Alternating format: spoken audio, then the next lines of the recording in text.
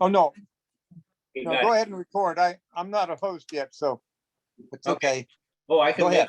no problem. Okay. Yeah. Yeah. Co-host. I need to go back. I started it. It's recording. Yeah. Thank you. Cheryl has it recording, so let's Thank get. you, Carol. All right. I don't need to record it as well. So anyway, here's the thing.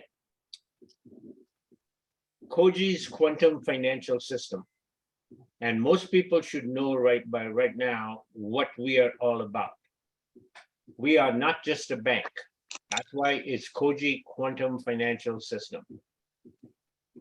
We are a bank, we are a title company, a trust company, an insurance company, a settlement company, and an exchange company. Plus, everything that you see on the internet rolled into one ball of wax, okay? We have a proprietary blockchain system that is also satellite encrypted with the Elon Musk's Starlink satellite system. We're the only company on the entire Virgin Islands that's hooked up to the Starlink already, and we are the ones programming it for everybody. So we have a great future ahead of us because of Starlink and the fact that we operate on one of the 3 fastest computer systems in operation in the world. There are a total of 5. The government has one, there's a major bank in Europe that has one, and we have the 3rd one. We have a major amount of trusts, and the biggest trust we have and control is the Euro Capital Trust out of Switzerland. Now, KOGI is a compilation of a computer program that is the future. It's a major disruptor in the entire banking and communications industry, okay? KOGI consists, this computer program, the name of this computer program is Cannibal. And it can be spelled with a C or an A, C-A-N-N-B-E-L or K-A-N-E-B-E-L, Cannibal, okay? Cannibal has programmed into that computer system 12 artificial intelligent robots that scour the entire globe for all the algorithms on everything that you and I, our daily lives are controlled with. For instance, if there's any, as they say, a disturbance in the force, okay? Meaning that something is going to crash. If the dollar was going to crash and you have all your funds in KOGI in dollars, the bots would move them out of dollars to the next highest available asset-backed entity to protect you.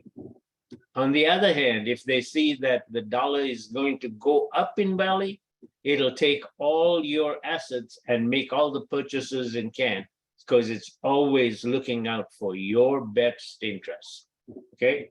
And it has a major track record from what's going on. I will have David and Mitch give you guys more about that part of it. Now, when you get to KOGI, it's as simple as opening up a Venmo, a Cash, or a PayPal account. Right now, you would go to KOGI.cash, and Dennis, if you could type that into the chat so people could get that. KOGI.cash will allow you to go down, all the way to the bottom of that page, put your name, your email, and your phone number, and submit. And we will let you know just as soon as you are able to open your own KOGI account. KOGI account will allow you to control your future. Here's why, okay? Number one, we need to get a KYC. And for people who don't know what KYC stands for, it's Know Your Client, or what they call a CIS, a Client Information Sheet, okay? Once we have all your information and we know who you are, you come into KOGI your information sheet and your public self remains at the door. You come in as a sovereign individual, meaning we don't bring you in under the current public self that you are. You will have a new ID number in KOGI, and you will operate all your affairs through that ID number. Now, that ID number is going to protect you because everything you put into the KOGI system, the quantum financial system, whether it be cash, houses, boats, planes, cars, jewelry, whatever you put in there can be put into what we call assets under management, AUM. And assets under management now become go into a deed of trust into KOGI, with KOGI being the trustee and you being the beneficiary. So in other words, if you have a car, a boat, a plane, or whatever, you get to use it, you get to rent it, you get to Airbnb it, you get to do whatever you want to do with your property, it's yours. We're just controlling it for you. Now, the same thing happens when you open up your account and you hook up all your bank accounts and e-wallets to KOGI. We will immediately notify the bank that we now have become the custodian of your account for and on your behalf, okay? The bank is not allowed to restrict you in any way whatsoever on how you manage your funds in there, okay? So it's going to be a heyday for everybody, because now you can take the funds that are coming in and they go in a blockchain smart contract for investment purposes. Why? You are never going to let any of your equity that you have in your house, boat, car, jewelry, your cash, whatever, sitting around. Right now, if you wanted to take the equity from your home and invest it, well, you got to go beg a bank to give you a loan, or a private investor to give you a loan. You got to pay an interest and hope that you can invest it in something that'll make you more money than what the interest is costing you. With us, you don't have to do that. You just take the your equity that you have, and you will direct the bots, the 12 bots, to trade for you in whichever area that you want. It can do it in gas and oil, stocks, bonds, gold, silver, cryptocurrencies, or forex trading, or anything that you want to trade with, they will trade it for you. And again, like I said, they are doing it with your best interest at heart. So if they see something's going to drop, they're going to sell before it drops. If they see something's going to go up, they're going to take all your assets and purchase before it goes up. So it's always doing this stuff for your benefit. The bots are going to protect you and protect every one of us. Most importantly, imagine this. You're putting your assets in there and it's going in tax exempt when it goes in. Cash, etc., goes in tax exempt because it's going for a smart contract for investment purposes. Now, you use the bots and make money. When you want to get the money out, you simply go into your app, you stop the bots from trading, and you say, look, I want to take out $10,000. Guess what? There's a ledger kept from day one, from the first day you started. How much money you put in, what went out, what the purpose was, okay? So now you have a bookkeeping entry for everything, and you do not need a bookkeeper anymore. This is done for you because when you take the funds out, the bookkeeping entries will tell us exactly how much money that we have made. Now, since it's also coming out of the US Virgin Islands, we have a tax treaty there, and the most tax that you will pay is 4%. We are looking at maybe 2.7%. But the maximum tax that you will pay is 4%. I don't know of a businessman or an individual who wouldn't love that ability to cut your taxes down to 4%, okay? this is really exciting for me because of the fact that all the people that I know are jumping in on this. We had to expand the KOGI.cash site because we hit a plateau of 25,000 and we had to go make it bigger so that more people could come in. So the day one when we open, we're going to have 25, 30,000 people in. And there are some people who have bought a white label app. Sheryl Hanna, for instance, she's one over here. And if you look at her background, it says high-tech banking, okay? So she's the high-tech person, and she has her own bank, exactly a duplicate of KOGI, okay? And everybody that comes into her bank, no matter what they use, where they use it, she's going to get a piece of the action, because that's what banks are doing right now with every penny you put in. Besides the fact that you are going to be able to make money with your own money, not allowing the bank to make money with it, okay? So you're going to be making the money on that on your own, and you're going to be ahead of the game all the time.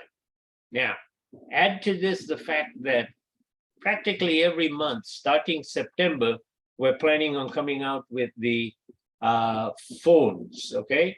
The phones will be, we have contracted with Samsung to give us the fold phone, the big phone, and that will have 2 terabytes of storage on it.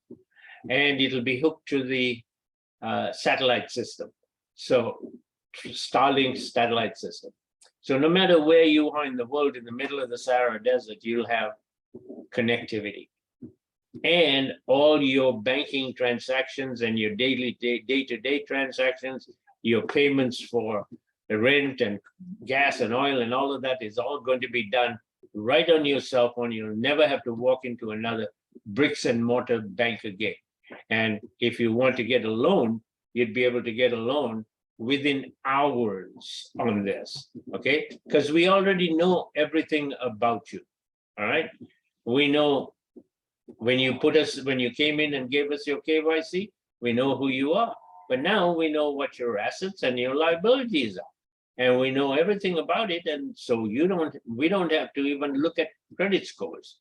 We're not going to be looking at credit scores. We're going to be looking at how solid the person is and what they are doing. And because we're controlling everything for that person, and they have the ability to decide which way they want to go, okay, what they want to do. So right now, what I want to see, let me take a quick look and see whether Mitch, are you already on? I saw Mitch. Yep, I see that. How about David? I haven't seen David yet. Okay. Okay, Mitch, you heard everything I was saying?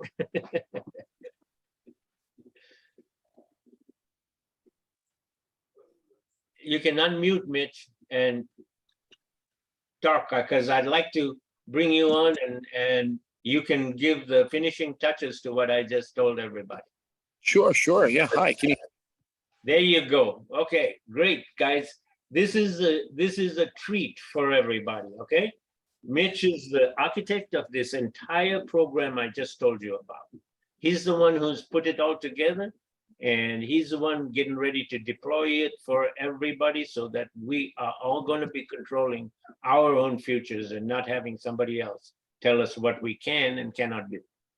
Okay, Mitch, I'm going to let you take it and let the people know where we are and how soon they are going to be in control of their own lives. Great. You know, I appreciate everything you did, Dennis. Thank you so much for that warm introduction.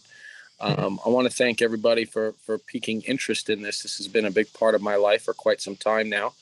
And I'm really pleased to know that people so many people can share the vision. So that's very exciting. So just to give you a quick status report, all of our foreign exchange accounts, as well as foreign exchange accounts, as well as domestic, are now in place. The application deployment schedule I was hoping to have sent that out already, but there has been some BIC module upgrades and some advancements in our development, and that kind of delayed, asked me to, that led me to postpone it quite a bit. What we will expect to see, what you guys can expect to see, is roughly 104 banking applications being delivered at a rate of 2 a week. I expect the first one to be delivered next week. It's a very exciting time for us. We're very excited about all of the early interest and the individuals involved. And we're really pleased to see how excited and receptive our audience has been. So as a result, we've been developing a special P&A program for the promotion and advertisement and exploitation of these application brands that will have a accelerated return schedule as a result of just saying thank you. So that offering will be released by the end of the month. If anybody's interested in participating, they can reach out to Dennis, and then we can send you guys out a memorandum and checklist. So this way you can have everything you need when the time is ready. Mitch, they yes. need to know what P&A stands for. Yeah, so the P&A is promotion and advertisement. So what Cannibal, KOGI, what we've contemplated and decided to do was put together a open special purpose acquisition institution to receive investment capital collateralized by equity in the institution with a scheduled pay rate of 120%. That will, I'd like to see that. It's a bit ambitious, but I'd like to see it on a quarterly cycle. I don't believe that will be really possible until we get closer to the final quarter of the year. Largely because of network restrictions and things of that nature.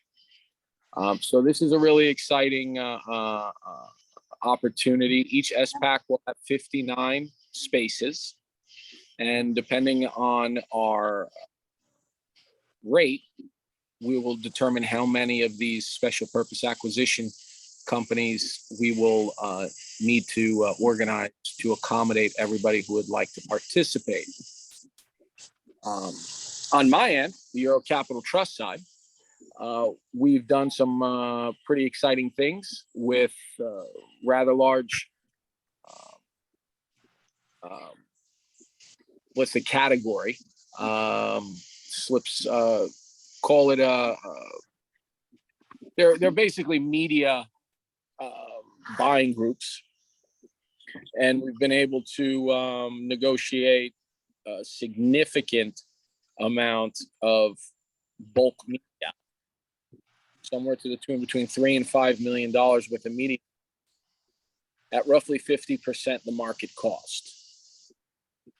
So this will show that we'll be able to support that 120% return on a very tight window in a very short period of time.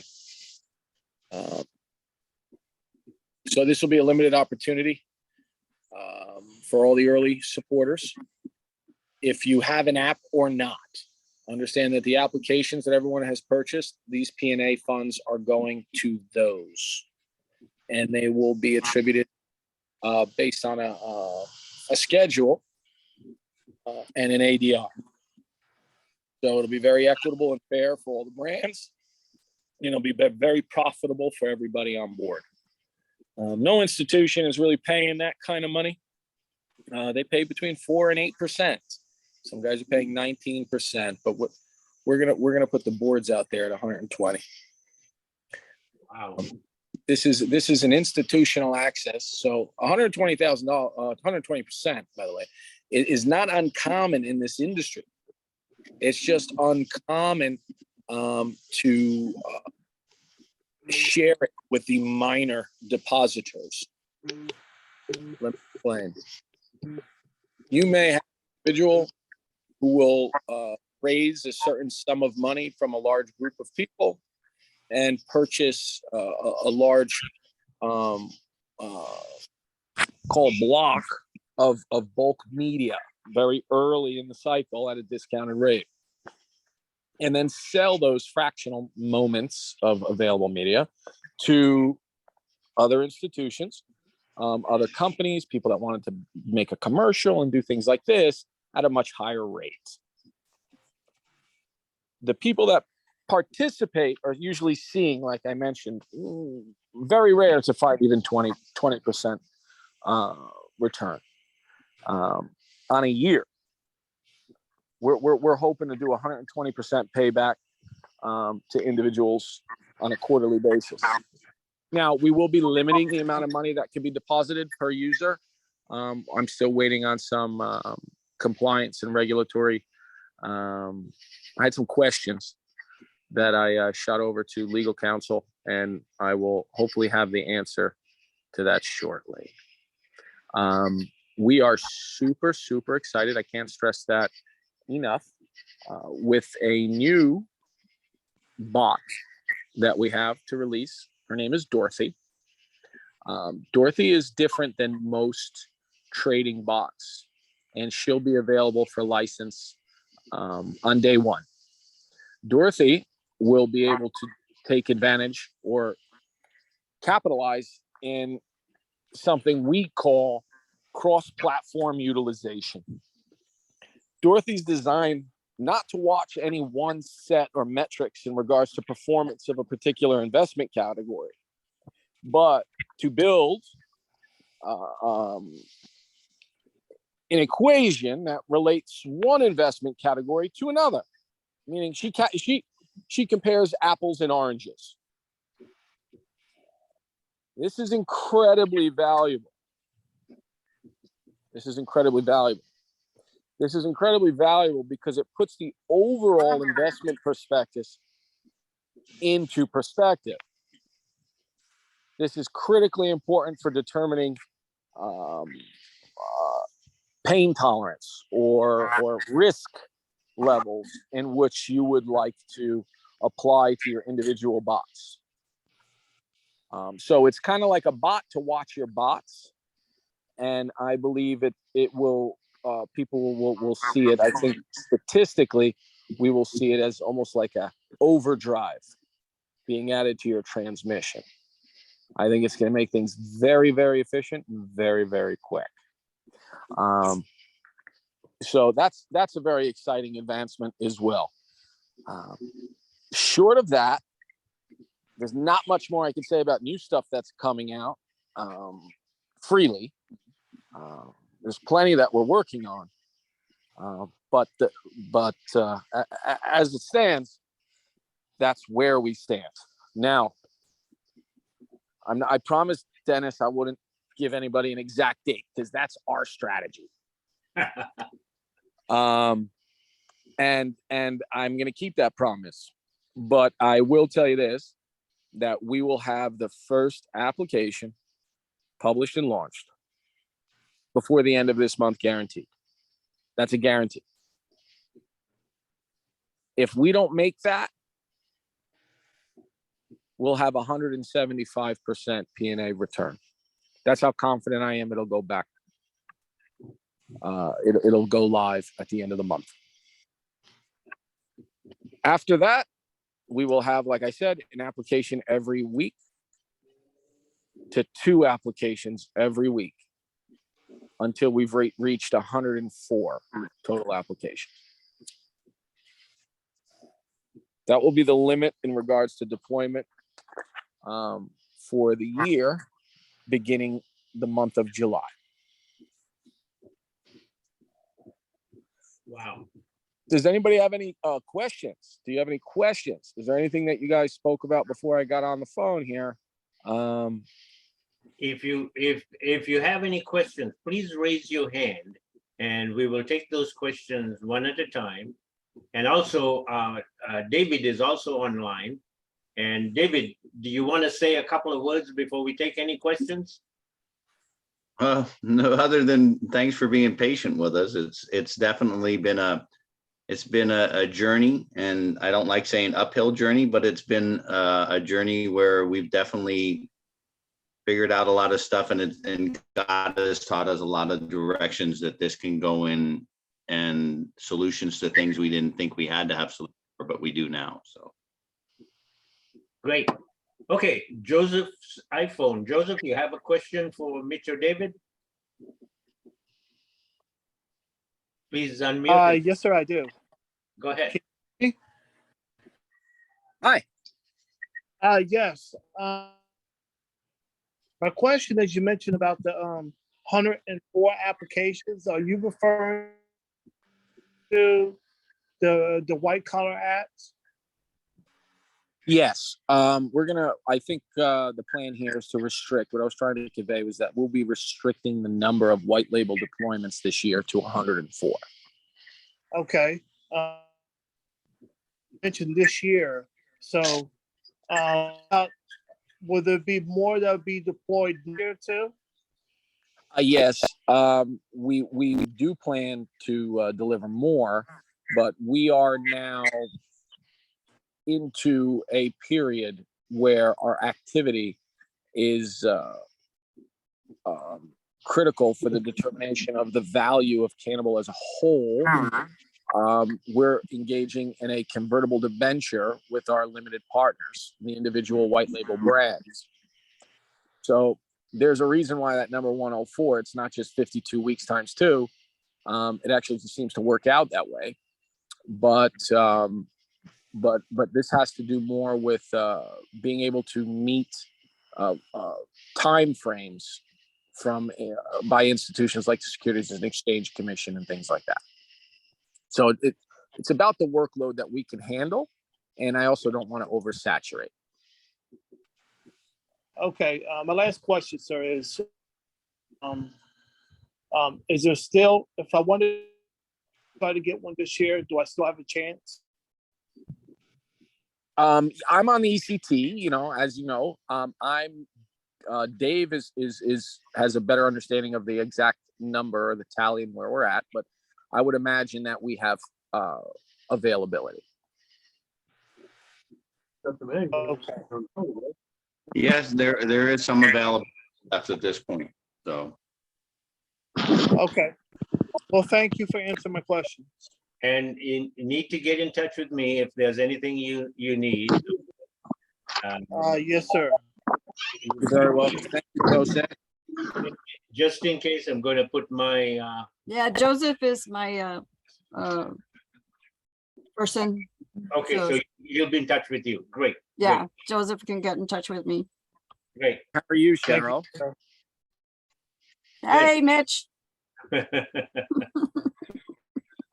And David. Anyway, Rick Haney, you got a question, Rick. Unmute and please ask the question. Thanks, Dennis.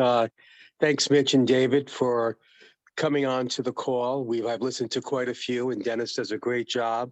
And it's lovely hearing an even more in-depth perspective from the guys who are creating everything.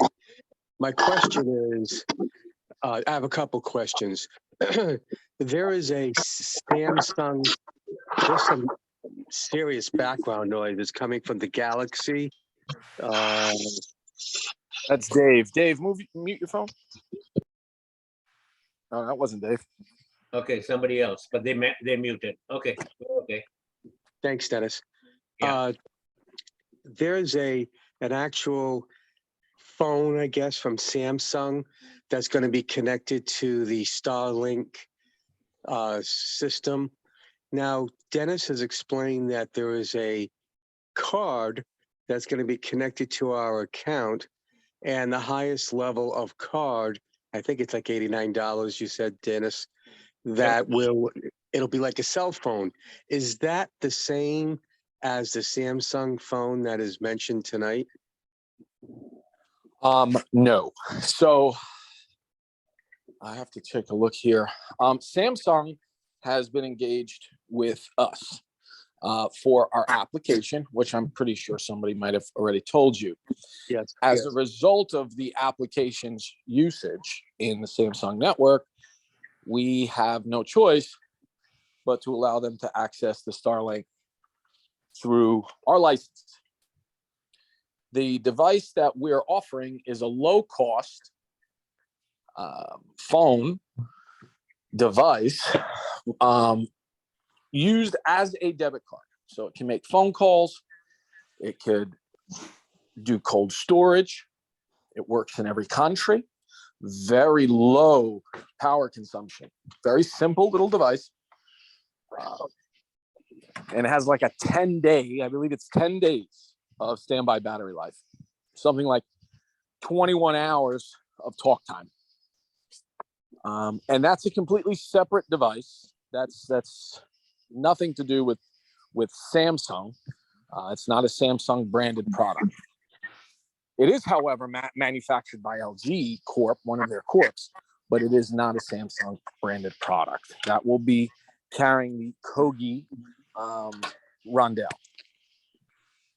I have a Galaxy higher end Samsung phone, and I'm wondering if I choose to get the Samsung phone connected with you guys through Starlink. I would love to say goodbye to Verizon. Is the opportunity to get a higher end model of what Samsung would offer, or is that a question that's that's a Samsung question. In regards to the network in which your phone accesses, that's going to be largely dependent on which network you purchase your phone through, right?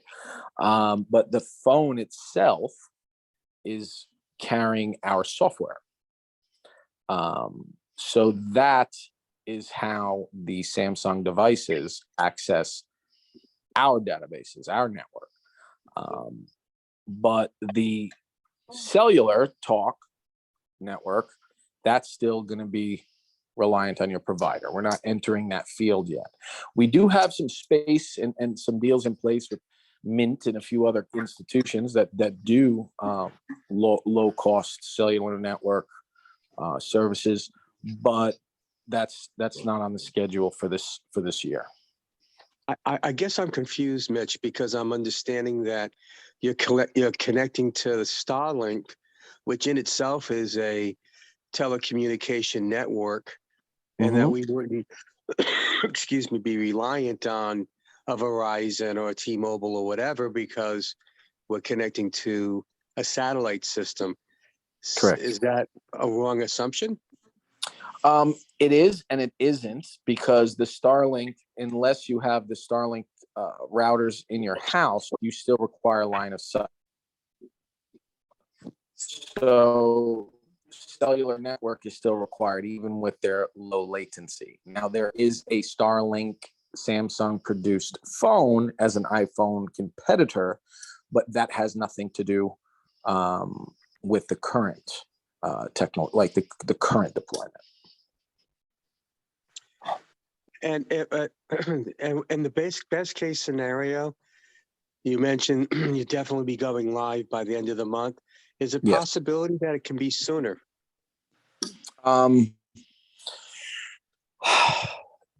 Appreciate your brutal honesty. We'd all like it to be sooner, but I'd rather. I'd rather you just understand why it isn't yet, right? I can deploy an application right now by hitting the button on my device here. That's it will be live within 24 hours. What I'm waiting for is more of the legal and organizational back end, let's say, to catch up. Because it's very easy for, I know everybody's excited to go and run, but it's very easy for things to get away from you. So the old adage, measure twice, cut once. With everyone that's been involved, the amount of monies involved, the amount of time being involved, we're measuring quite a bit. And still just waiting on some legal and a few other things on the administrative level of the institution, as well as catching up some of our queued applications, board of directors, to get them up to snuff with the live plan, because we're going to need that in place to a slightly greater detail than previously anticipated for the application or any one particular application to go live. So, you know, we have many brands with many partners involved in each brand, and each brand has their own idea, their own model of governance, their own strategy. And those strategies just need to be a little bit tighter in the live plan so the general partner can conduct the business effectively. I understand. And the last question is, I put money into invest, whether it's for a Forex or crypto or whatever market, and I'm not sure which one is the best at the moment. Can I allow the system to pick? Well, I mean, we're talking what we're talking about is special currency. You would still have to nominate accounts. So as you build up your personal application profile, you're going to be filling it with various currencies, ideally, and then using these various accounts that you'll be able to access and use right there on the app. You'll see them, whether it's ERC20, whether it's a franc, a pound sterling, whatever it is. And then you'll be able to deploy a trading bot to deal with what you have. All right. It's not going to take your $100 bill by itself and trade it into all of these different currencies. It still requires you to build the resources for the bot to work with. I would like put $10,000 in, and I want it to be traded, and the bots will decide, oh, well, it looks like the dollar is going down, but crypto's going up, or it sees what markets are doing better. Right. And I'm glad you said that. I don't mean to cut you off, but before you go any further, because I know there's other people listening and they may get confused. That's a problem for Dorothy. That's the bot that I was mentioning earlier. That will be able to see what's going on in your foreign exchange or your fiat accounts, your fiat portfolio, and then be able, let's say, to make a determination to switch over to a cryptographic portfolio. See, if you deploy a bot and you have 10 fiat accounts, it's going to be utilizing the resources in those 10 fiat accounts to trade with. There is no bot currently, short of Dorothy, that I know, that will be able to monitor what's happening in fiat land and what's happening in crypto world. So if the entire fiat market starts to see something, based on what the tolerances you put when you program Dorothy, she'll make a determination to take some of that and convert it into various cryptos, and then those crypto bots that you have in place will continue with their program strategy. Thank you very much for answering all my questions. Thank you. Thank you. Okay, now the Galaxy S20. Can you please give us your name and unmute and ask the question? Yes, my name is Vorgus Prince, Hi, Bob. and I have a concern. How you doing, Dennis? How are you? What my concern is, just fine, thank you.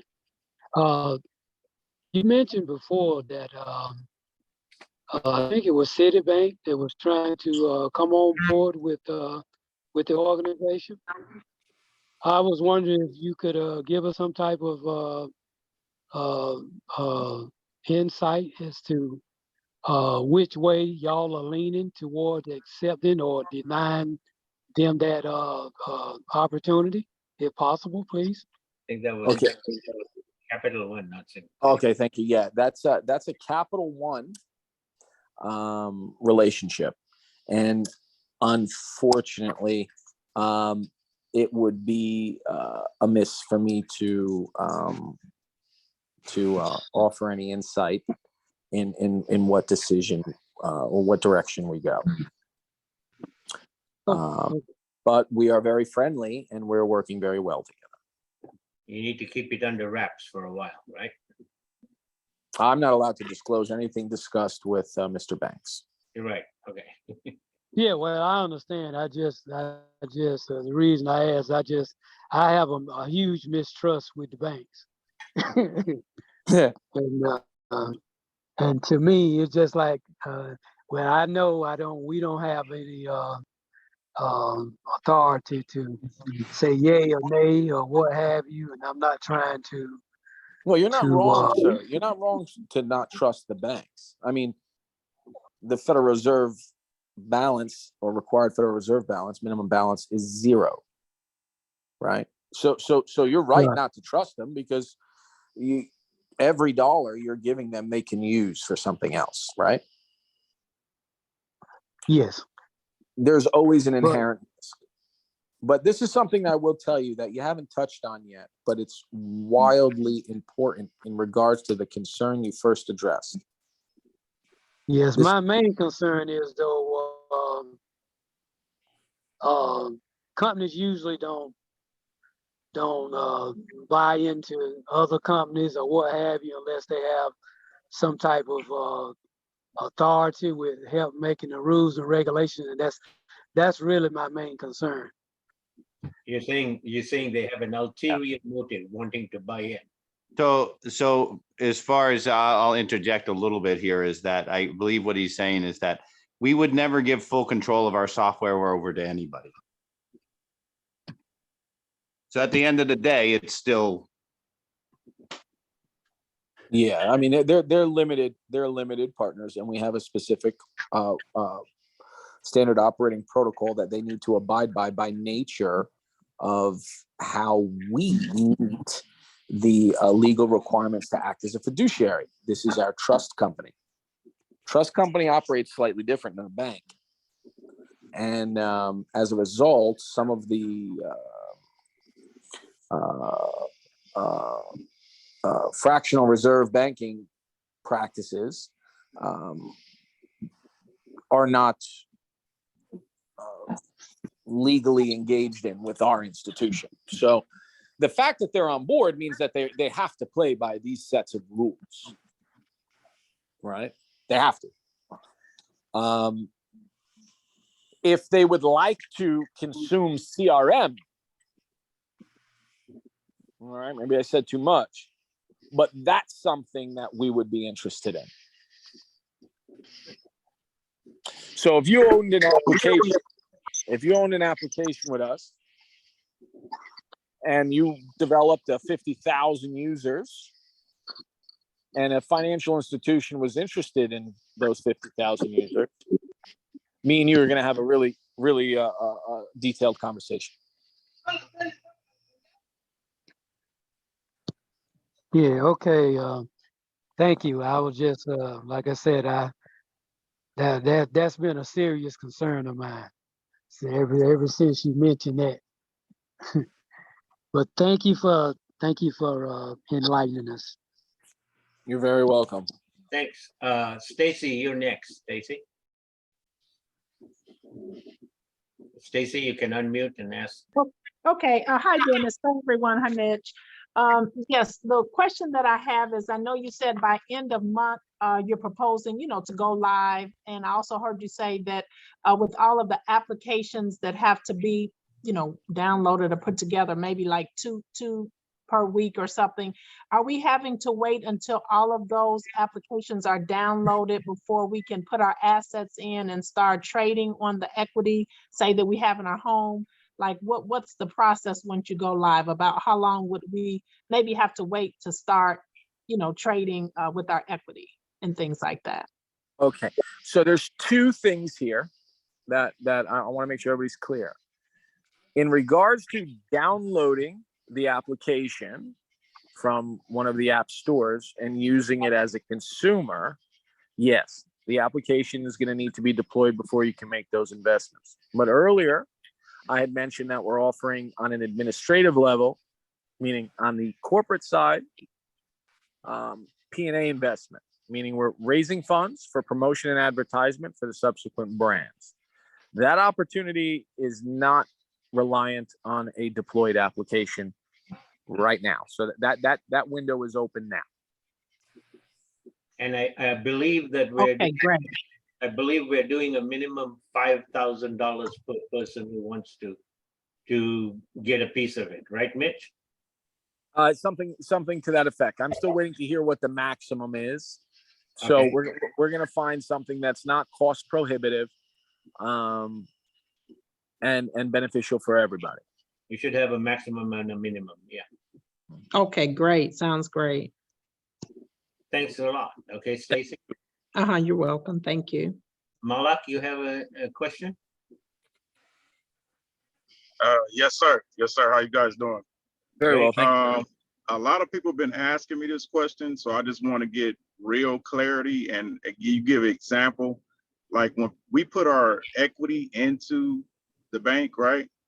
And our equity is gone from our bank that we had our house with, right? So do we have to deal with them directly? Is our price going to change? Is they going to, fine us? Like that's what people was asking me about that part. Yeah. So I was wanting to know if you can give me a little bit of information about that. Well, the equity you have is always yours, right? Mhm. The principal balance is that your responsibility, but that's held by some institution. Us adopting or putting your asset in the deed of trust in our network does not compromise any mortgage that I know of. People can put mortgaged homes in trust. Essentially, when you download a copy of the application as a user and you start incorporating your wealth into your application for management, the equity is always yours. It doesn't matter who the lost payee is, right? So there is no fine with an institution because somebody in the network wanted to take a position on your home, let's say, to offer you liquidity to take advantage of an opportunity that you found. Exactly. So long and the short is there is no concern of any recourse from any financial institution once your assets are in deed of trust. All right. Thank you so much. You're very welcome. Thanks. Good question, actually. Thanks. It is. Eileen Beverly. Yes. My question is with the deed of trust. When Mhm. can you bring in your equity? Like, I think you said can come in anytime. Yes. So you'll be able to connect your current mortgage. Let's say you have Wells Fargo and you open up your app and it'll tell you your principal balance on your mortgage, your principal balance on your car, cash account, your credit account, so on and so forth. That entire account will be managed and reflect within your KOGI application. It's not moving from Wells Fargo. We're custodial of it. Somebody's got a background. Anthony. So That's I'm not sure amazing. I'm not sure if I answered your question, but it's more of understanding of You have who's more in charge of what. And Yeah. once you put that into that deed of trust, that trust will govern how that's handled. And how long is the process for that? To apply it to the trust. Correct. Oh, that's I believe reconciliation is roughly 6 minutes. Oh, wow. Beth. Okay. Another question. So at the end of the month, that's when you can do that? Yeah, as long as you're current. Yeah, but you can do that at the end of the month, put it on KOGI? Yes. Yeah, that the feature will be available. There is some strategy in regards to what of the 109 verticals will be offered when. So we have a strategy, so I can explain. Let's say we have 5 applications, Mhm. and they're all to service a certain type or demographic. Each of those applications have the same resources to make money, same verticals in them, embedded in them. But not all those resources are typically irrelevant to some demographics. So right now, a part of that administrative work that I've been talking about is determining which applications will showcase which features when. Okay. So that's been a critical a Gantt chart that we've been working on, and I think it's a very clever way to use the resources we have in regards to how and when we deploy them. Okay. I think we've done a good job. You'll see. And you can also bring in cash, right? Of course, Okay. you'll be able to bring make minor deposits in pretty much any national retailer, as well as banking kiosks, financial service kiosks that will also be deployed in various markets. Okay. Thank you, Eileen. Okay, Dennis Whipple, you're back. You have some questions for Mitch? Yeah, and for David, and I I'm on with an iPad and a computer, a better mic on here. Anyway, Mitch, I was honored to meet both you and David last month there, and it was fantastic. I was impressed Likewise. with your youth and your hard-nosed banking knowledge, and I still am. But maybe the question would be directed to David. I was just curious if you guys have ironed out any referral bonuses for referring, people before the white label, and then once you own the white label, if you got that ironed out yet. Yeah, we are ironing out and putting it on a platform or a document of what we do for and different things. Yeah, if people are still referring people to come in and get a white label app, and currently it's 250,000, 58,000 and some, So if you want one of those, there is a referral, and we are ironing that out. Okay, there is a referral for you for referring those people to us, because David and myself. There's also a contract that will be signed, that the agreement's made on a referral and stuff like that. So Okay, people on. before they refer, right? And one of the things everybody should know, the entire thing that you're listening to today is not network marketed, okay? So we can't be going out and saying, oh, I'll bring in so-and-so, what do I get? Do you get anything from Bank of America or any of them for sending multi-million-dollar person over there? No. Nope. Okay. Not unless you're part of the group.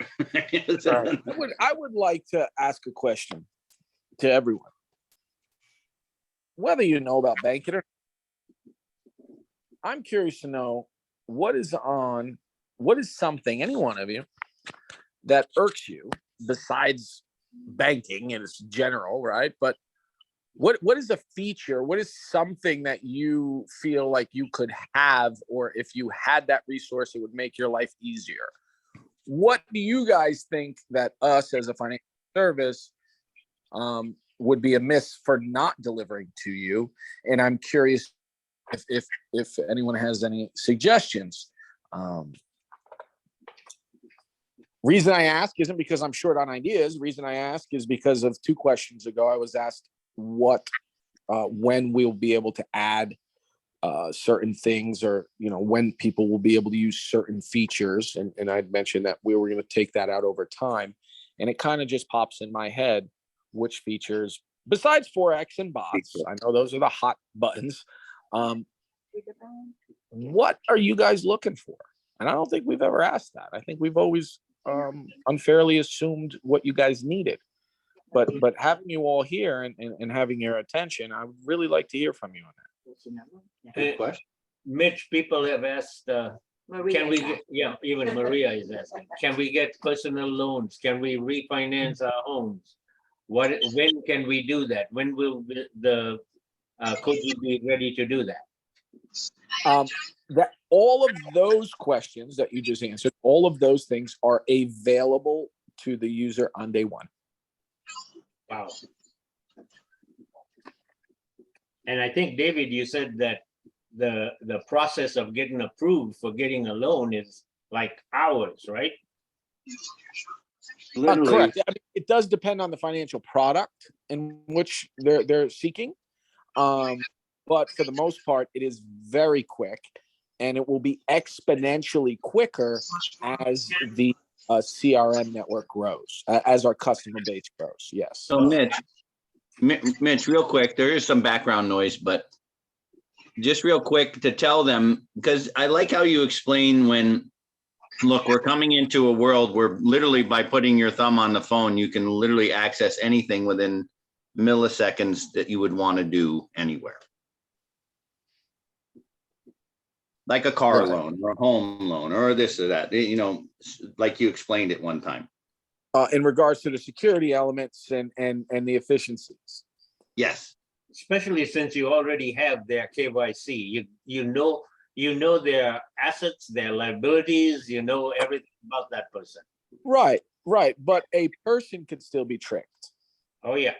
I could still potentially walk your credit card into a local business. The lady at the register or man, whomever, they may know me. They may never look at the card and just swipe it. Yep. Right. Intellectual property theft. This is a conversation. I don't want to divert, but this is a conversation that we've had many times. And there's a lot of people that have come to us, and David will test, and Dennis for sure will tell you that people come to us and we need you on board with our crypto. We want you to sell our crypto. It's going to be backed by gold. How many times have you guys heard that? Oh boy. Right.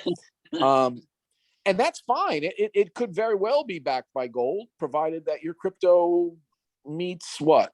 20 times, right? 2,000 times that of Bitcoin's value now. Yeah. The highest Bitcoin was valued at, as far as market cap goes, was $1 trillion. The gold market cap is what, 11?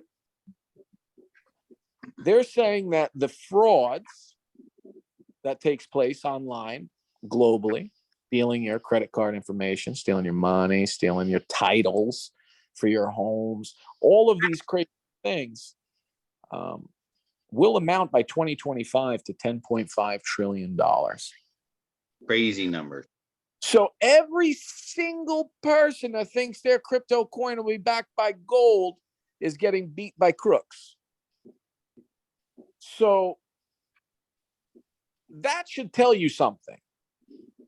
That should give everyone a reason to understand that. In some countries, people live on 30 cents a day, if that.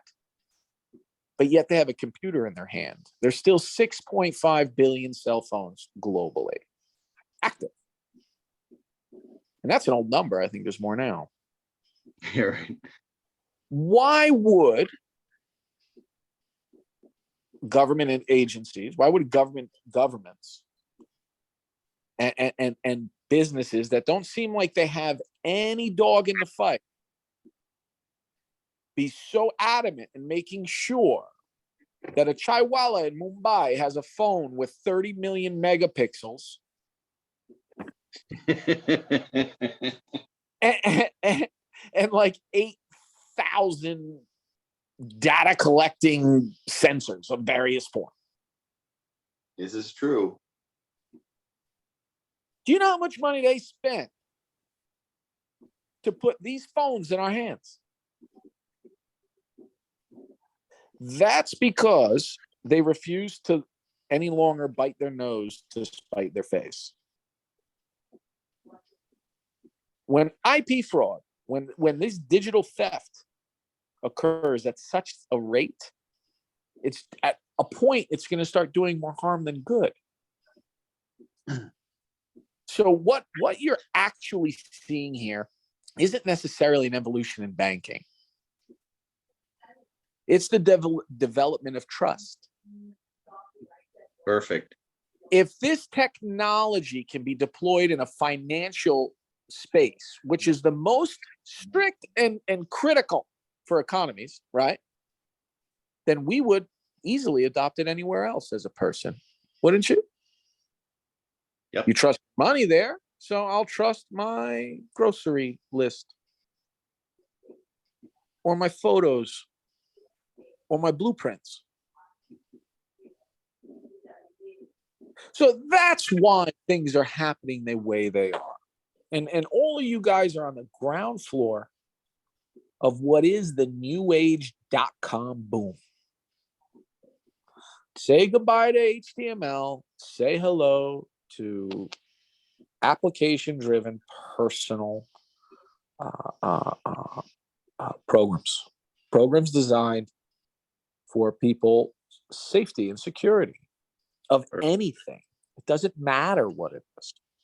So yes, it totally makes sense for governments to say, you know what, go after the financial industry, because once everybody jumps on that bandwagon, they're going to trust it everywhere else. So now's the time to look at the benefits that this application brings to the community. Look at what the industry that's being created, this financial technologies industry, what it's doing, right? Take a really high approach and say, man, this isn't just to do accounting. And then look at all the auto manufacturers making cars that are going to drive themselves, yeah? Making a lawnmower that mows itself. Doing all of these crazy things. You know, I really don't like technology, believe it or not. Anybody that knows me enough will know I'm much more of a machinist. But even in my home, by the time I get out of my bed, go downstairs, coffee maker already is on, made coffee. Right? All my mail is there, everything. So, not to be too fractal and confusing, but the picture that I'm painting is that services like the ones that we're coming to market to provide weren't necessarily designed 100% to do just finance. These automation software programs, these automation programs that make your life easier now, like that automatic coffee maker, these things can manage anything. So let's say Dave says, I don't want to work. I had a windfall. Let me buy 10 Teslas in an application, and they'll just drive around and taxi people all day, and I'll never even see them. This is the Internet of Things. I'm sure everybody's heard that. Mitch, can I ask you to explain the 3 different levels of cards that we have? The 3 levels of cards. The credit cards or debit cards? You talked Yeah. about, yeah. Yes, I have those. I'm actually, that's funny. That's funny you bring that up, because we're changing that up a little bit, buddy. Oh, you okay. Yeah. I know because I know you're making it better. well, yes, it's not because I want to make it better. It's because the rest of the world made things more difficult. So in regards to how card services are handled, deposit limitations and things like this, the way I had initially wanted to do it or envisioned it being done needs to be adjusted. And again, that's actually another one of the issues in which I referred to without getting into great detail in regards to legal opinion. Okay. So stand by for that one. Okay, so we gotta wait to find out how those 3 cards are going to work for us. Yeah, I'm going to try my best to answer all your questions, but I'm just going to try. Okay. So let's go to Stacy Glover again. Stacy, you have another question? Yes, 2 quick things. To your question where you had said, what are some things that people are looking for, So no limit on max deposits. And I just heard you mention that. I know you guys are going to work on that part, but I know a lot of people that I know also, they're looking for, something they can deposit in where it's no max deposits and it's no issue, like even when I was in the PPE business, we did a lot of, big money transactions, and the banks would give a lot of people on our team, a big issue about deposits. That's the first thing. And then the next thing, is it possible that it may be sometimes this year that whatever app needs to be downloaded for us to use the equity in our home to put in the trading box? Is that possible that that app may be available for us sometimes this year even? Yes, the very first application Oh, yay. will be able to offer that to you. Again, it's as easy as just linking your current mortgage situation with our deed of trust. Once that property is put in our deed of trust, then we could see what we can do with it. And that's largely based on the market at the time. Right. Okay. And let me make a statement there. A lot of people are concerned about taking their property and putting it into a deed of trust because they're concerned about whether the bank that they're currently with could call that loan due. Okay, they say, "Oh, you sold the property. We want the cash," right? No. They didn't sell the property. I know. They gave it to the trust company. They gave it to their trust in which they're still the beneficiary. Don't Correct. forget that. Yeah, that's why I wanted to mention the fact that yes, these are not. That problem does occur with something called purpose trusts, and a purpose trust is a little bit different, and they are also illegal in the Virgin Islands. So don't worry about that. Yeah, and there is the Saint Germain Act that prevents a due on sale clause when you're doing it for financial planning purposes. So that's what you're doing here. Bravo. Okay, Cheryl, who's one of our app owners. Well, first of all, I just want to say, Mitch, I so much enjoyed meeting you, and I look forward to meeting you again.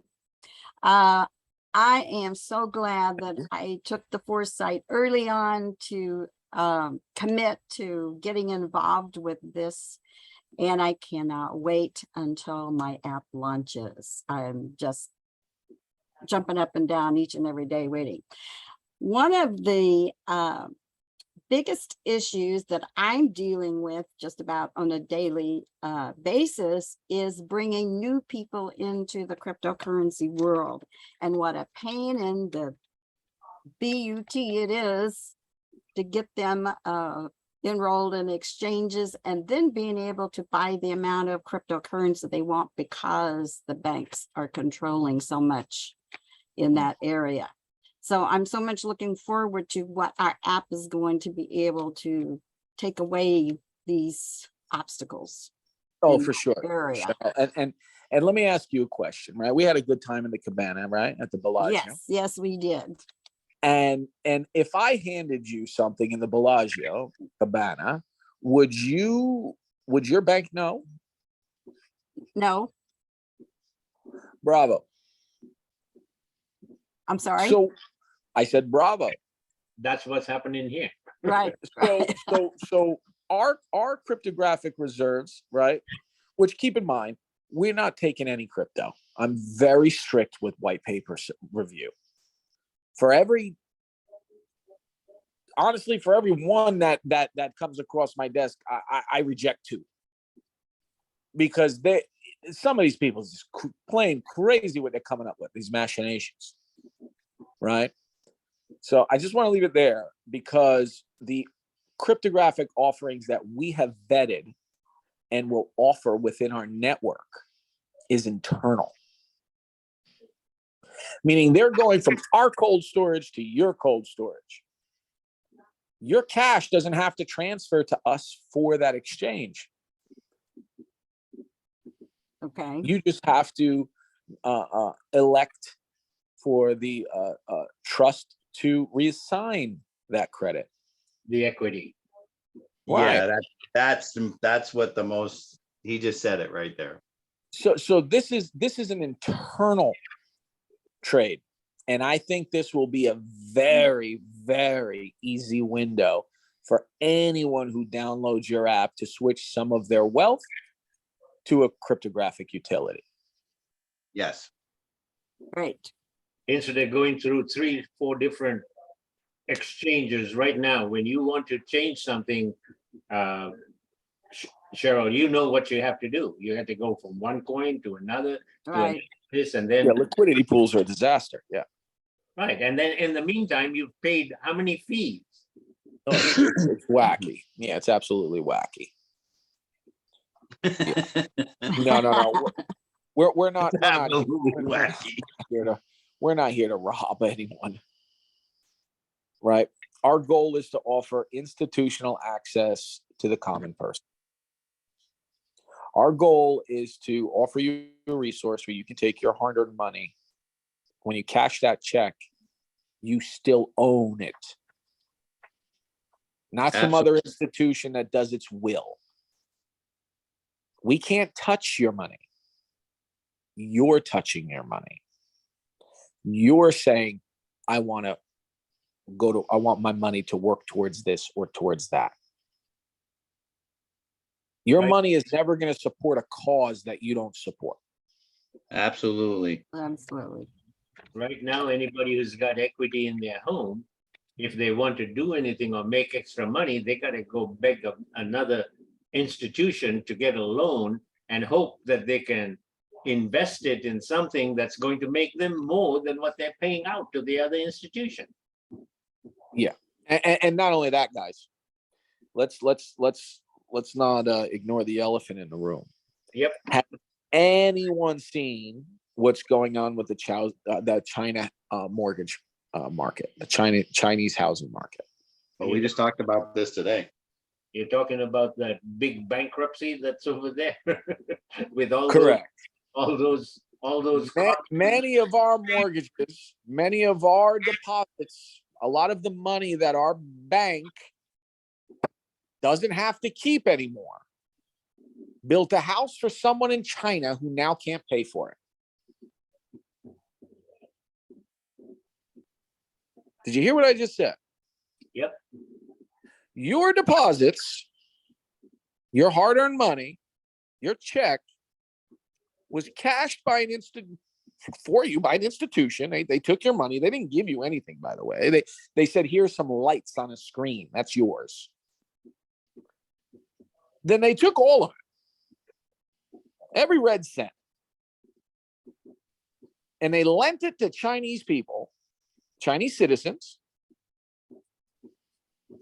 for mortgages, because they had a boom going for some time. They had a good run until the previous administration. Now they can't pay those homes. Do I have to say it again?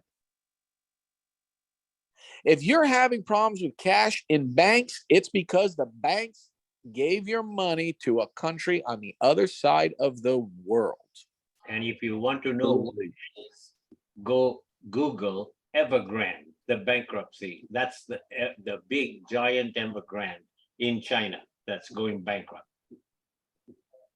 This makes you see, you know how many people they have in that country, right? Billions. Oh yeah. They've got more people living in basements and on the street than we have in this country living in a home.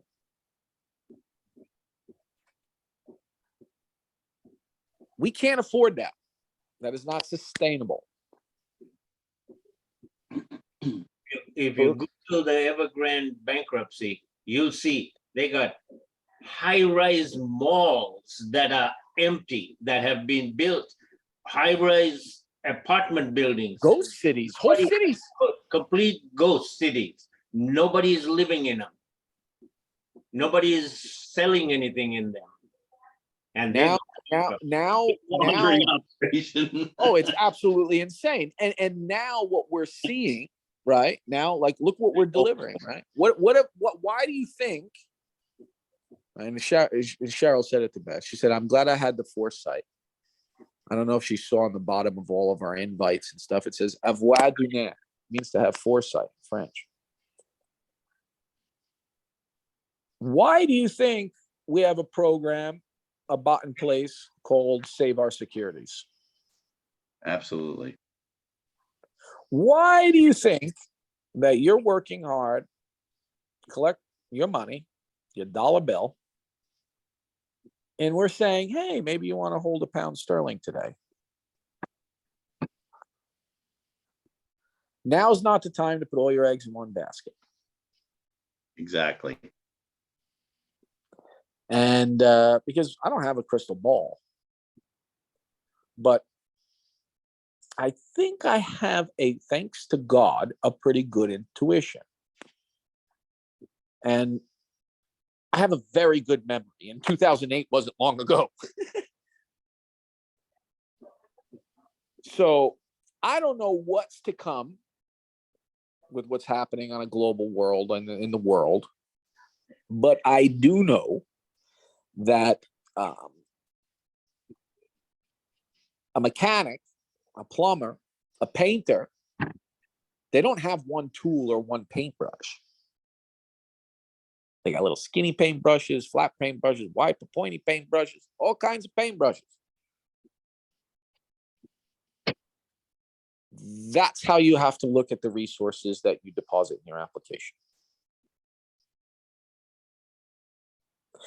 We had a conversation some time ago, and I don't want to get into it, but I want to say it again. The amount of cash available, cash, that everybody in this country chases in a healthy economy should only represent roughly 3.5%. So people always wonder why they're short on cash. You're completely ignoring 96.5% of the wealth because you're conditioned to look for cash. I believe with my whole heart that the resources and the application that we're delivering is going to change the perspective for every user. I'm not here to educate you right now. It's not my job. All right. But what I will do is put as much as I have, as much as of the resources that I trust in front of you and leave them to your own device. Because I know it's going to click. Every one of you is a survivor. Every one of you has an intuition. Look, you're all on the call. So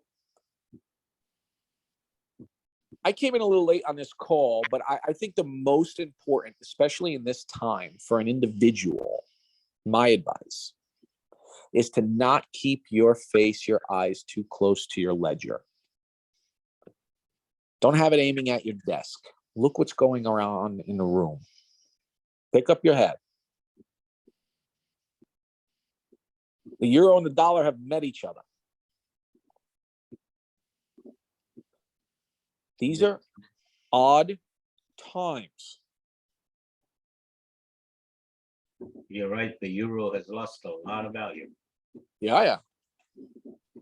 There's reasons why.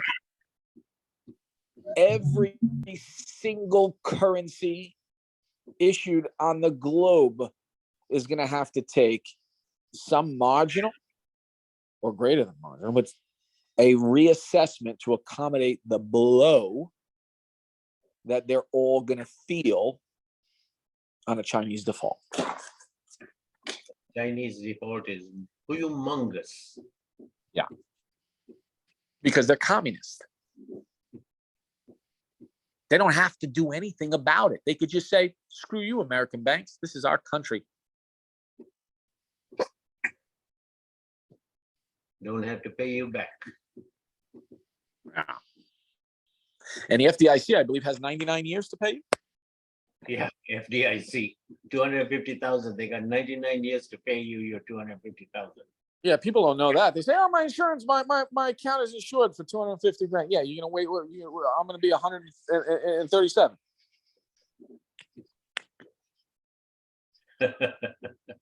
Nobody knows that they have 99 years to pay you. Yeah, yeah. And why do you think they give us double the amount of insurance coverage? Because we're not selling your deposits.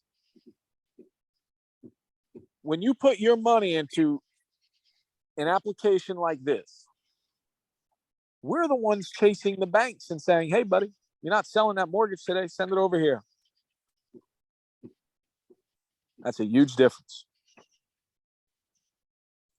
It's a huge difference. Incredible. The protection you get from being with us over here is, what should I say, invaluable. You cannot put a penny value on it. I can hear some people on the phone. I can hear their thoughts saying, "Well, that'll stifle an economy. Keeping all that cash. There's only 3.5%, Mitch." Don't forget about our 109 verticals. We have a couple of questions, Mitch. Rick, you got another question?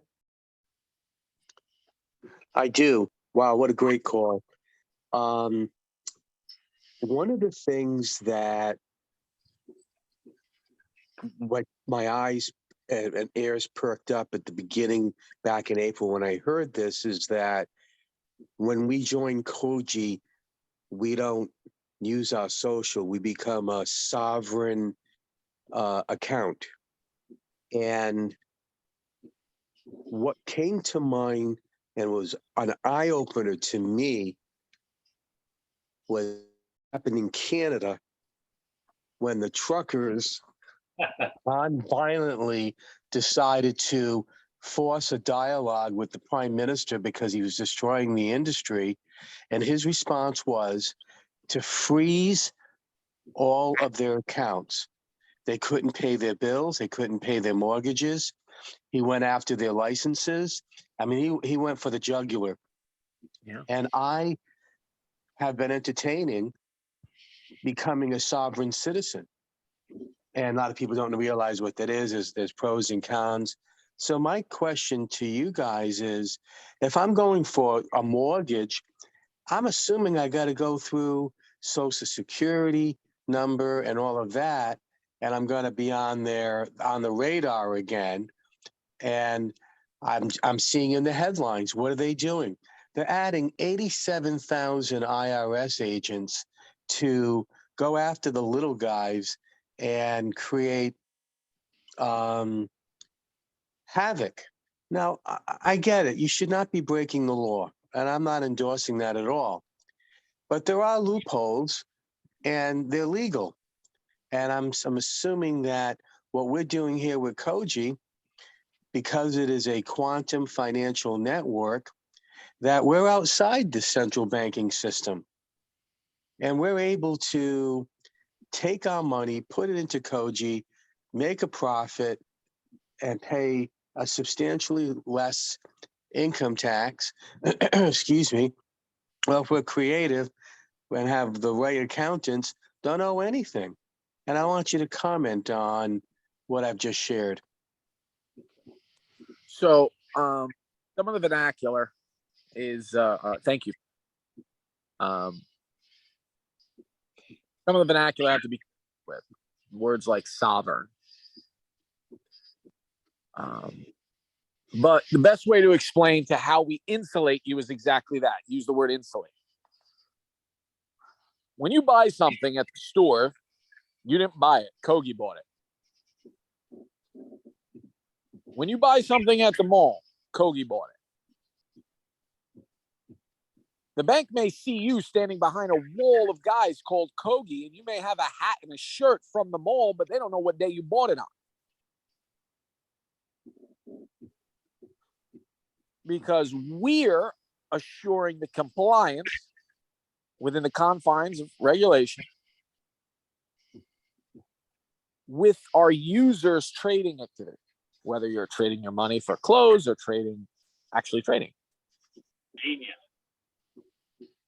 The corp, KOGI, at the end of the day, will do a disbursement to the financial institutions outside of network that stand to receive. But that comes from KOGI. That does not come from you. That is unbelievable. So if I've made an investment in precious metals, I'm about to get a lot of money.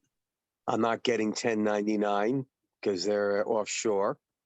And I wanted to transfer some of the returns to KOGI and invest it there. So that's where, again, taking advantage of what the Quantum Financial Service Network can offer us. My concern has always been never underestimate the overreach of the government. And it's getting more intense, as we all know. And what would stop the IRS from, I don't know what the proper legal jargon would be, but to serve KOGI a warrant or whatever it is on John Doe and give us the records, do they have that ability? Called the ledger. Yeah, who are they going to be asking from? Okay. So hold on. That's a good question.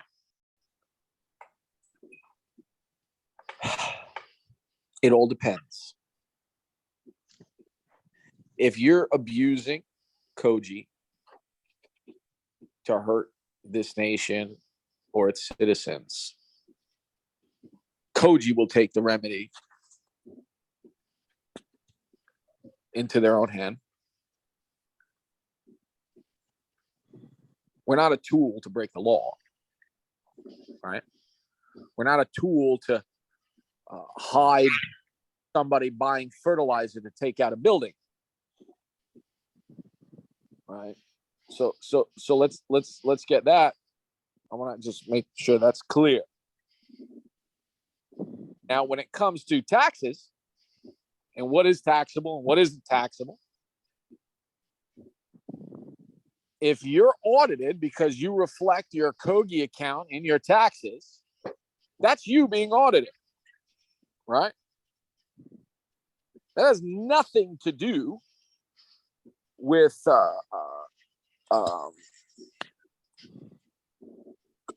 KOGI's activity or KOGI's, services it's provided. That has to do with the hand that held those resources. We say this, that's one of my favorite terms, right? So on a personal note, if you break the law and you get arrested somewhere, you have your own problems there. That has nothing to do with us, right? But if a regulatory body wanted to come and audit our ledger from an accounting perspective, they wouldn't be able to. We're exempt from audit. Our ledger reconciles back to the 12th decimal place. Right? So let's talk about, right, really, I just want to be more clear. If you're creating or causing acts of terrorism, the system will do nothing to protect you. Good. If the IRS doesn't like the wealth being created by our users, they have to come see us, not you.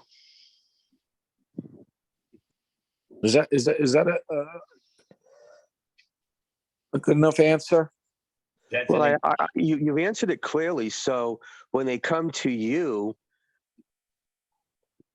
and it's not obviously putting the country in danger or terrorism, it's a matter of, Rick appears to be making some serious profits legally, and we want more disclosure.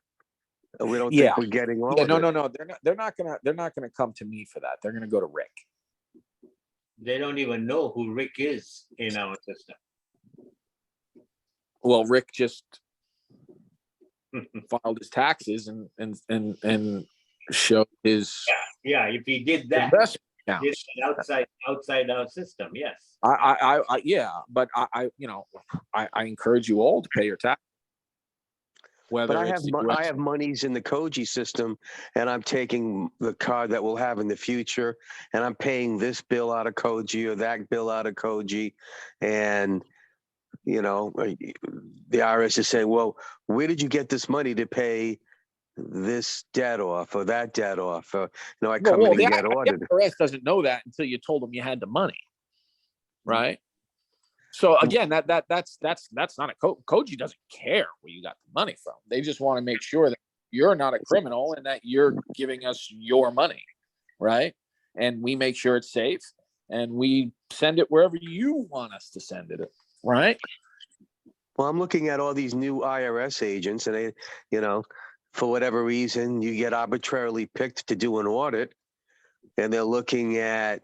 The reason they're doing this is not because of us. The reason they're doing this because if you take a look around, almost any business that's still in business, a cash business.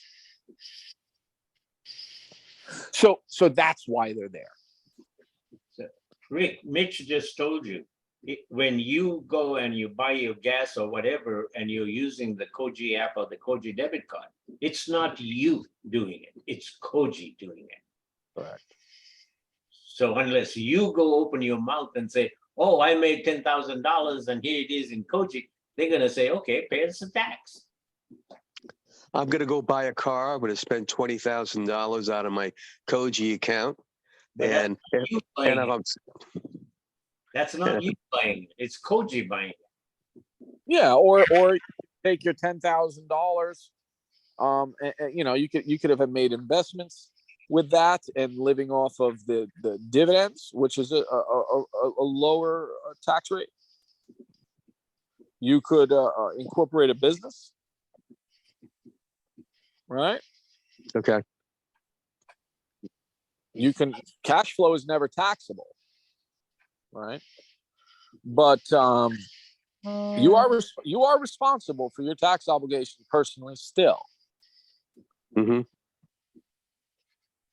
So that is something that people have to understand.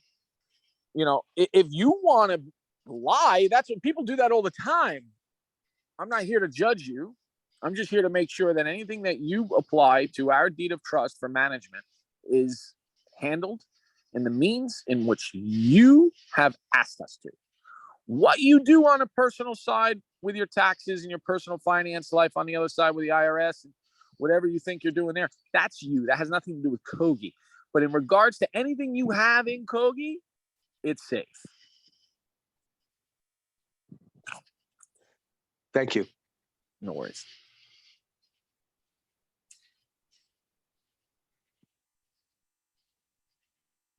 Is there any more? Is everyone getting tired? I got one.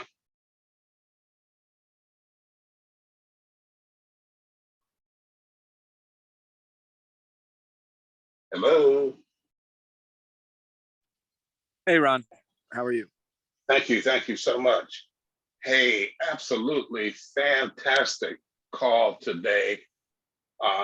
Very enlightening. Wow, just fabulous. And I hope moving forward that we could count on at least one Friday every month where the whole family of you could be on the call, because this is very helpful to just ordinary folks like myself. Well, I appreciate those kind words. I don't have all the answers, but I've never in my life tried to do anything. How do I say it?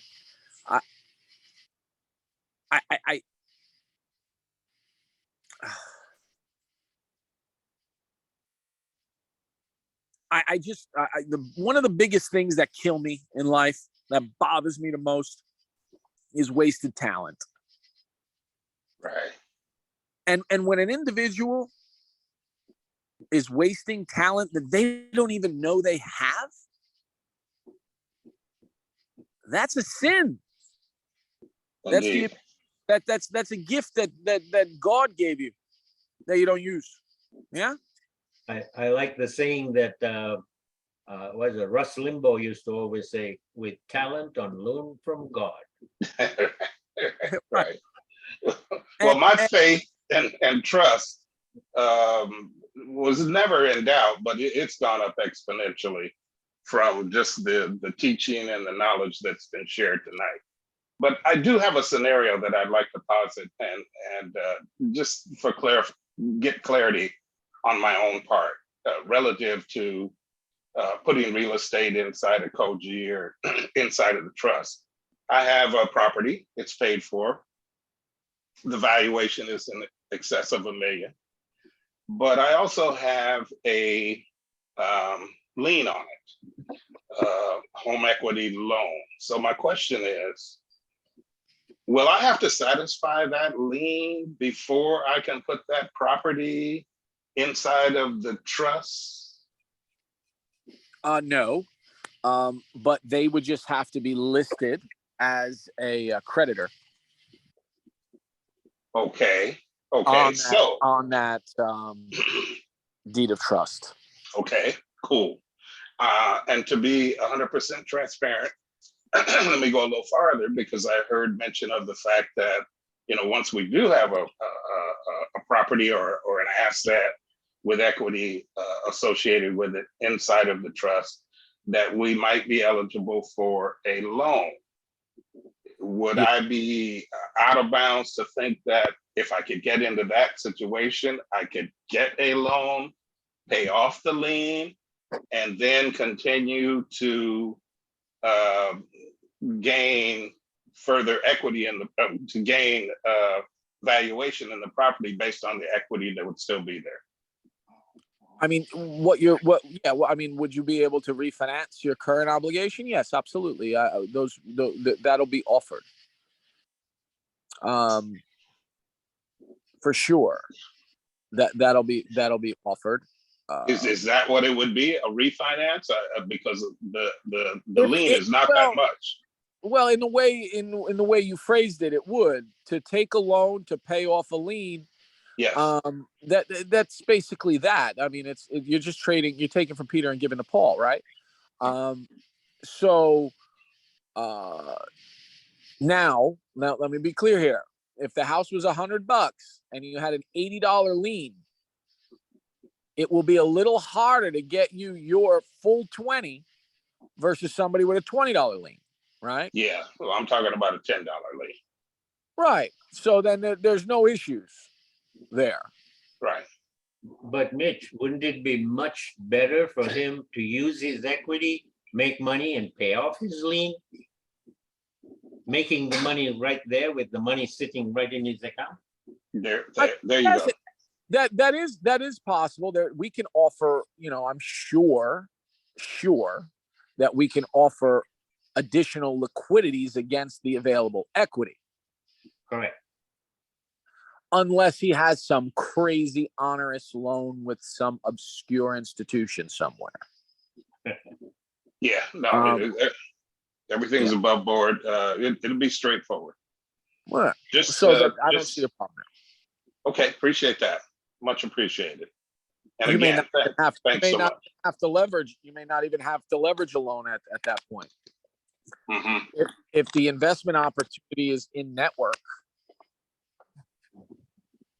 then we can just apply a hold.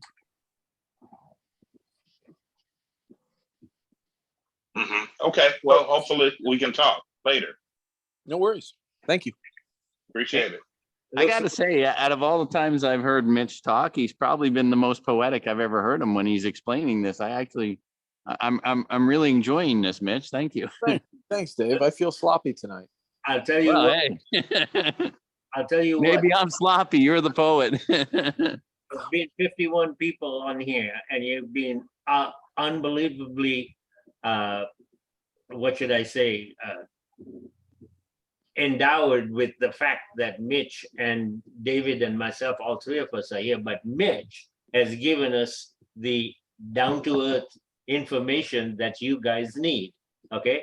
And we have it recorded, so I'm going to pass it out to you so that you can pass it out to the hundreds of other people, because on Monday nights, I've had 300 and 400 people on these calls, okay? So we want those people to know exactly what Mitch has said, and David and myself, so that you guys can get more and more people involved in here. And I'll tell you, his P&A offer, 120% a year, just pop it, that's incredible. Where can you get 120% a year? Or every quarter is like he's talking about, okay? So by the end of this year, every quarter, you're going to be able to get 120%. Yeah.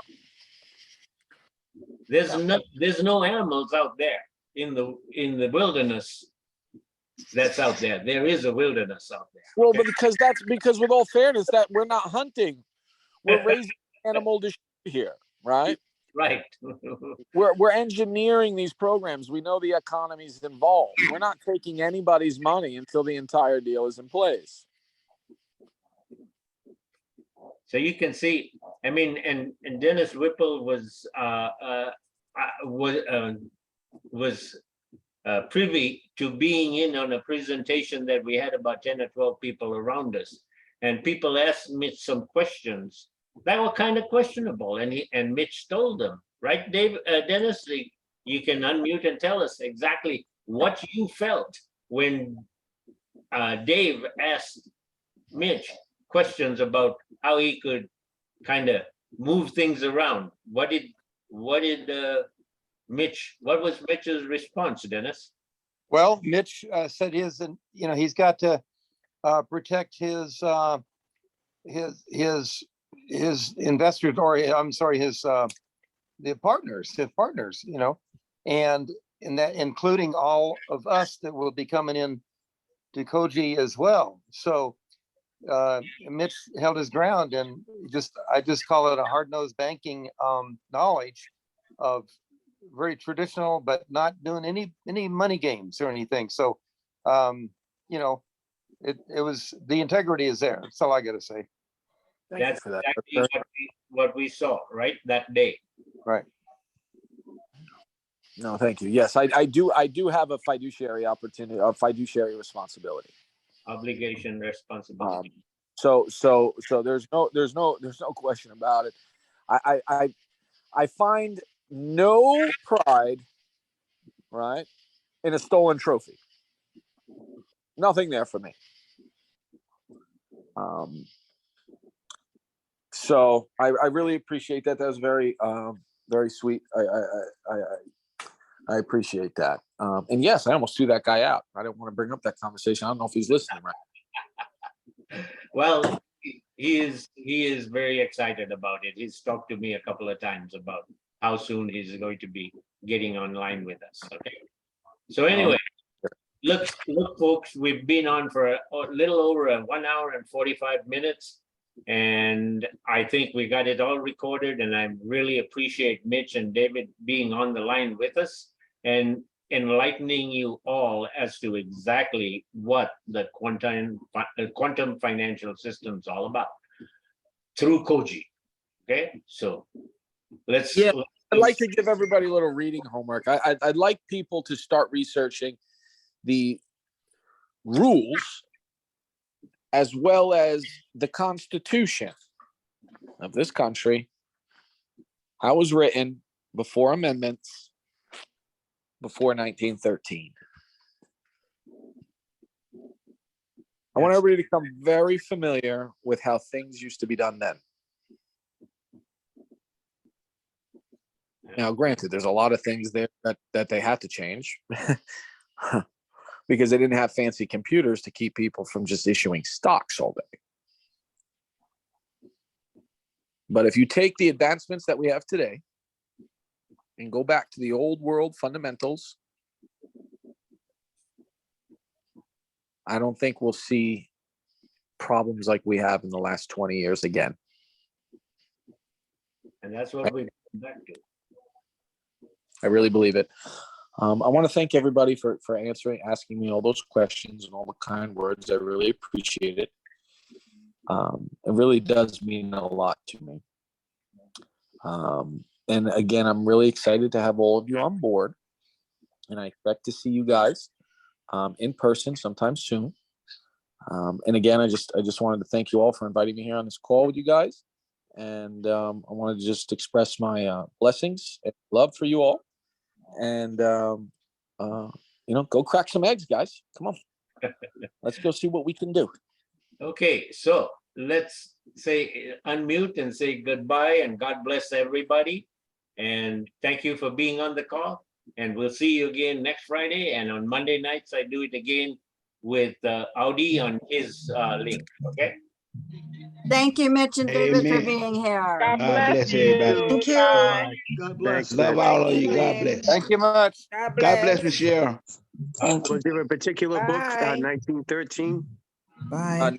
13, I would like to see the Constitution pre-1913, banking regulation pre-1913, pre-Federal Reserve and Trade Act.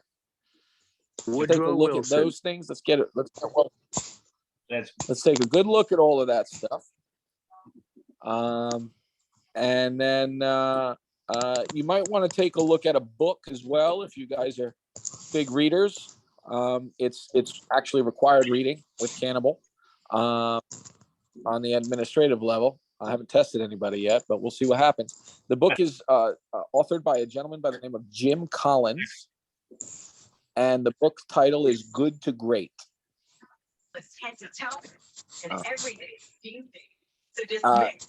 Those things I would like to discuss the next time we meet. I'd like to talk about those things and show how they apply in our standard operating protocol. So we're Awesome. we're gonna try to plan this like a once a month meeting, okay? Maybe even once every 2 months, but I mean every 2 weeks, but once a month should be more than enough for everybody to get filled up. Excellent. So let's God bless everybody and let's end the meeting for all. Okay? Thank you, guys. Enjoy your the balance of your weekends. Thanks, Mitch. Thanks, Mitch. Thanks, David. David. Talk to you guys later. Bye-bye. Very welcome. Thank you. Good night.